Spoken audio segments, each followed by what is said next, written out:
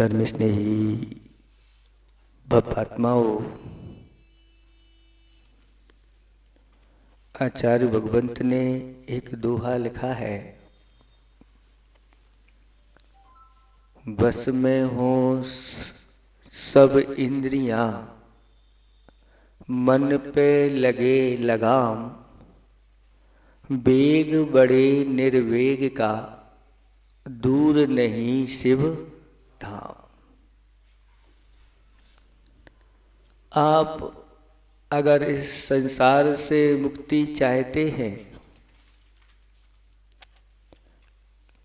तो आचार्य भगवंतों ने इस सरल उपाय आपको बताया है। और अगर आपको संसार में ही अच्छा लग रहा है तो फिर मुक्ति की कोई बात ही नहीं है। आप लोगों को संसार में अच्छा लग रहा है कि नहीं? आनंद आ रहा है? ये कह रहे कि अच्छे से आप लोग सोच रहे हो कैसे कहे महाराज, यहाँ जो आनंद है वो मोक्ष में आनंद कहाँ हो सकता है। दो प्रकार के पक्षी होते हैं, एक कबूतर होता है और एक तोता होता है। सुआ सा बनो अनासक्त, आसक्त कापोत नहीं। सुआ जानते हैं आप लोग? सुआ कहो, तोता कहो, मिट्ठू कहो, पैरट कहो, अनेक पर्यायवाची नाम हैं उसके। और तोता जो होता है वह अनासक्त होकर के पिंजरे में रहता है।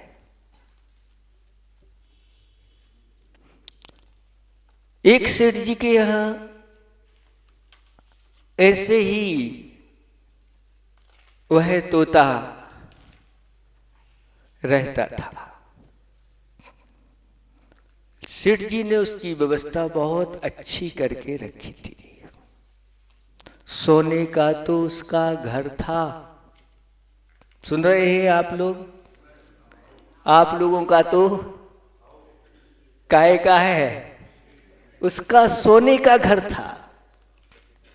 प्रतिदिन चांदी के बर्तन में और मधुर बासमती चावल की खीर, और उस खीर में अनेक प्रकार के मेवा डले रहते हैं। और प्रतिदिन उसको ऐसी बढ़िया बढ़िया चीज खाने को मिलती हैं।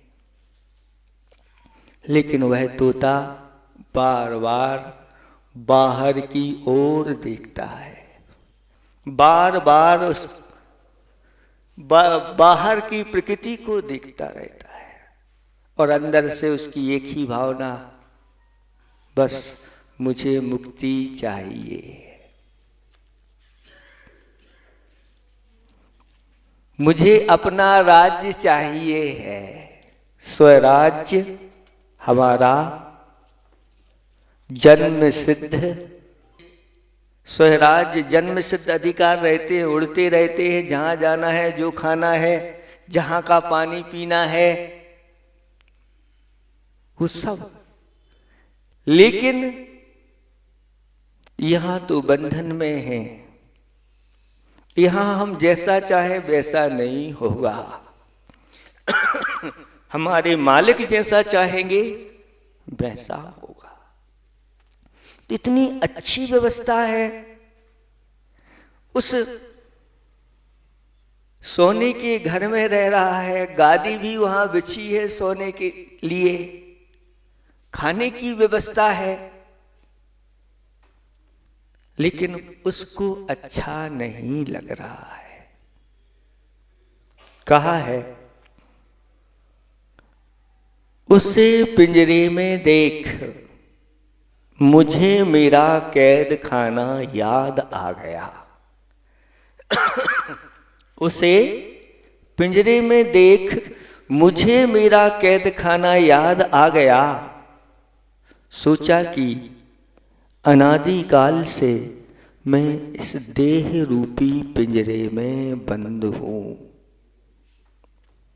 और कर्म रूपी सांकलों से बंधा हूं,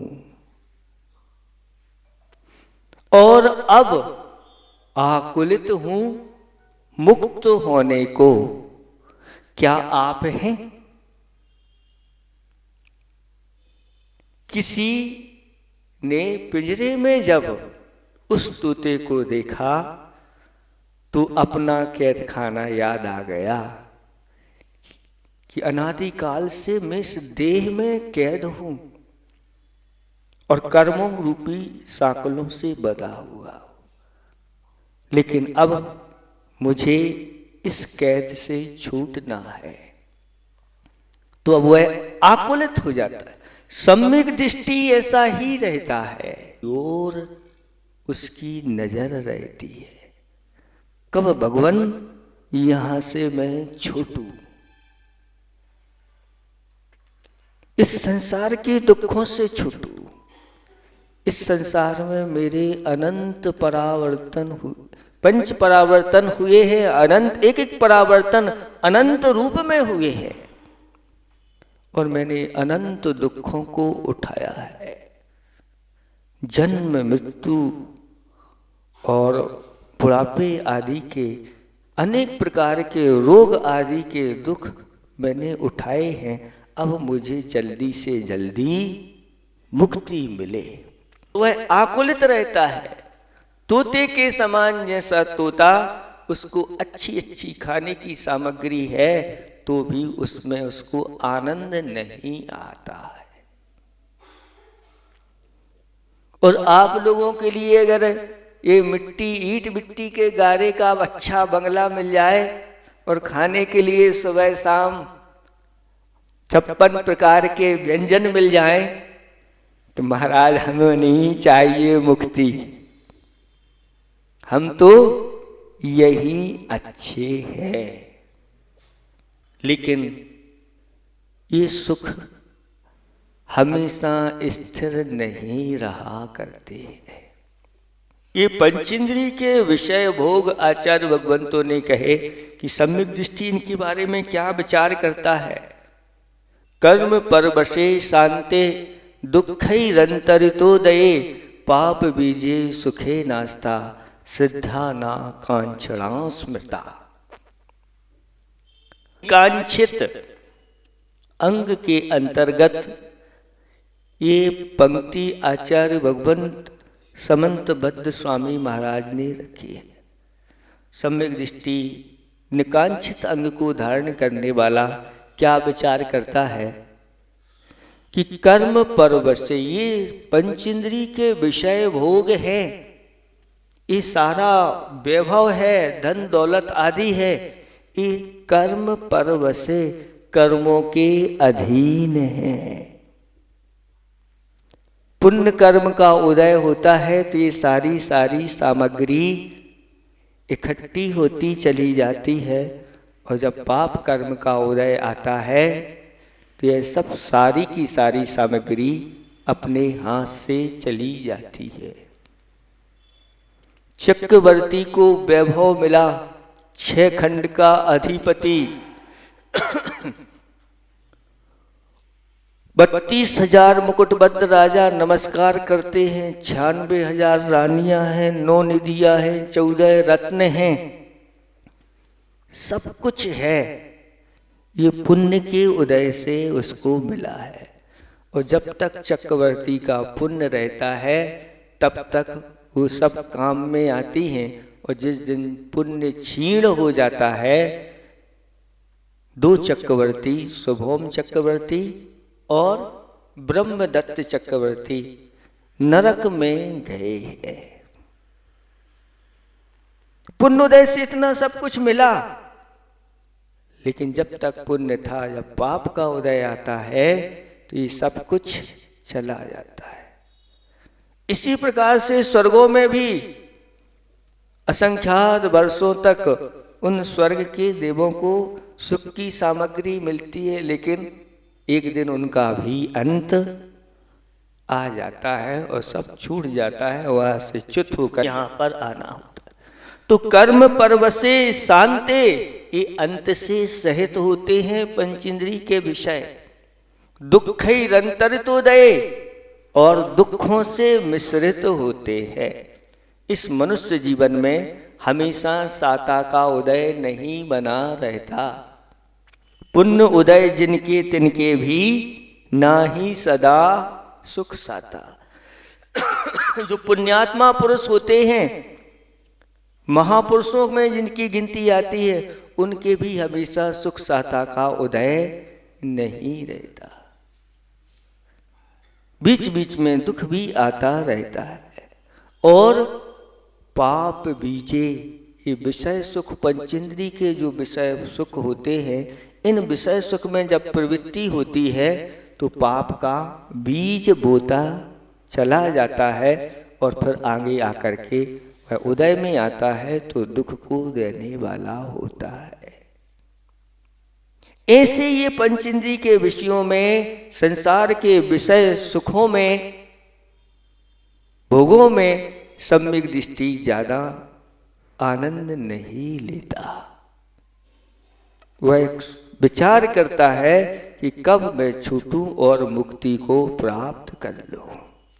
ऐसे ही वह तोता भी बार बार सोचता रहता है कि कब मुझे मौका मिले और मैं मुक्त हो जाऊं। एक बार मुनिराज का आगमन हुआ उस घर में, और सेठ जी ने मुनिराज का पड़गाहन किया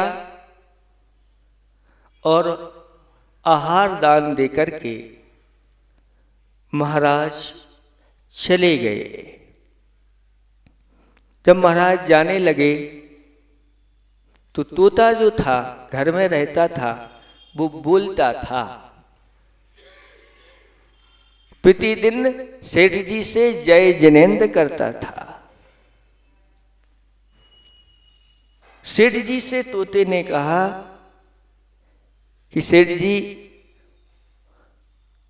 महाराज के पास तो जा रहे हो, उनसे मुक्ति का राज क्या है, ये पूछ के आना।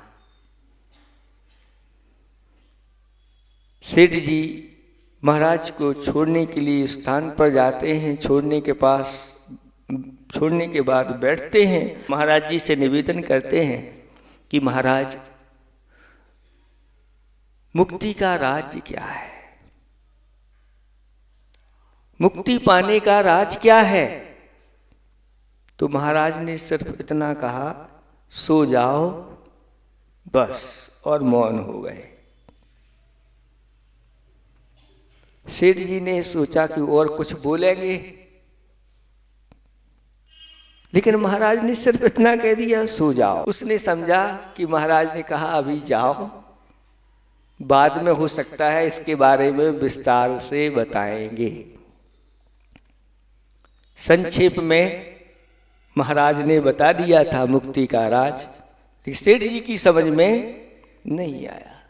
घर पहुंचते ही तोता पूछता है, महाराज ने क्या उपदेश दिया। तो सेठ जी कहते हैं, उन्होंने कुछ विशेष उपदेश तो नहीं दिया, इतना कहा, सो जाओ। हमने तो मुक्ति का राज पूछा था, लेकिन उन्होंने इतना ही कहा। तोता कहता है, बस मुझे मिल गया है। पक्षियों के लिए ज्यादा उपदेश देने की आवश्यकता, पशुओं को ज्यादा उपदेश देने की आवश्यकता नहीं होती। जो ज्यादा पढ़े लिखे होते हैं उनको ज्यादा समझाने की आवश्यकता होती है। क्योंकि आचार्य जी ने एक खाई को लिखा है, हम अधिक पढ़े लिखे, हम अधिक पढ़े लिखे पे कम समझदार। हम अधिक पढ़े लिखे तो हैं लेकिन समझदार कम हैं। पक्षी तो आज भी समझदार हैं, उनकी वे किसी स्कूल में पढ़ने नहीं जाते, लेकिन जैसे ही शाम होती है वह खाना पीना सब बंद कर देते कि नहीं कर देते। अगर आप लाइट भी जला दो और दाने डाल दो तो भी नहीं खाते। क्यों? क्योंकि हम जैसे पढ़े लिखे वो नहीं है।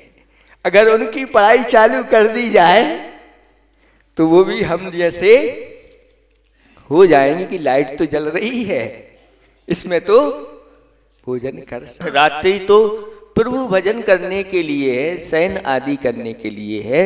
रात्रि में भोजन करना महापाप माना जाता है। इस प्रकार की बुद्धि उनकी आज भी चल रही है।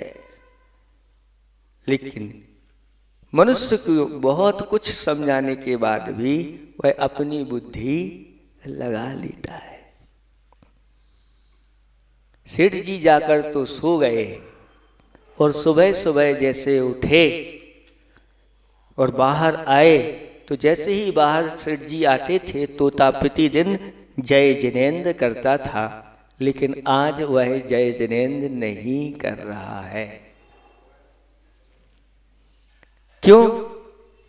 क्या हो गया?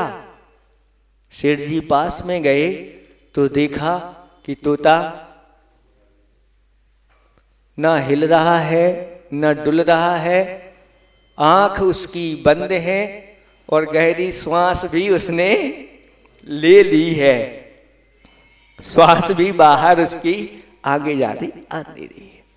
सेठ जी को शंका हुई कि हो ना हो ये, और खोला पिंजरे का वह द्वार और हाथ में बाहर निकाला, लेकिन कुछ भी हिलन डुलन नहीं हो रही है। सेठ जी ने सोचा ये अब तो चला गया और उसको नीचे जैसे ही रखा और उसने उड़ान भरी और वृक्ष के ऊपर जाकर बैठ गया।